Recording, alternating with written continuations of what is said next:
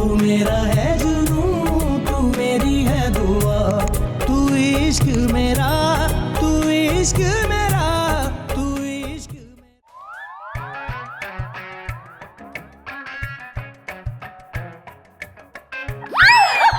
कहाँ जा रही हो? मैं नहीं, इधर आओ।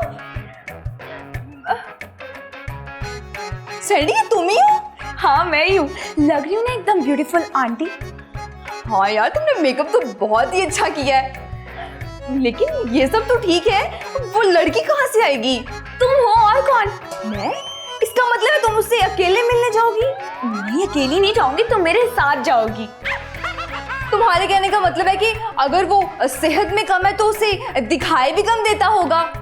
मैंने सीधी बात किया करो, ये तुम्हारी उल्टी फुल्टी बातें ना मुझे समझ में नहीं आती। तो तुम्हारे कहने का मतलब ये है कि अगर मैं तुम्हारे साथ गई तो वो मुझे पहचानेंगे नहीं?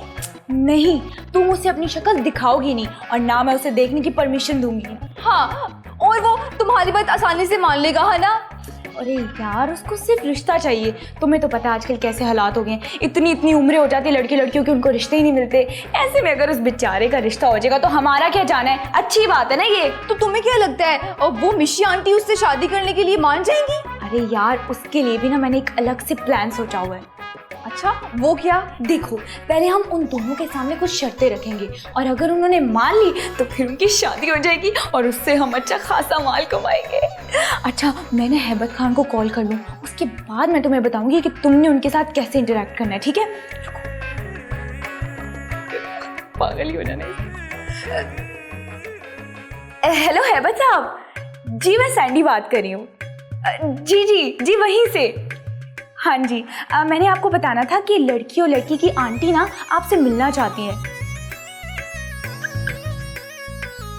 खुशी से पागल हो गई, चीजें मार रहा है, मर ही न जाए। चुप करो। हेलो हैबत साहब, सुनिए तो। हेलो।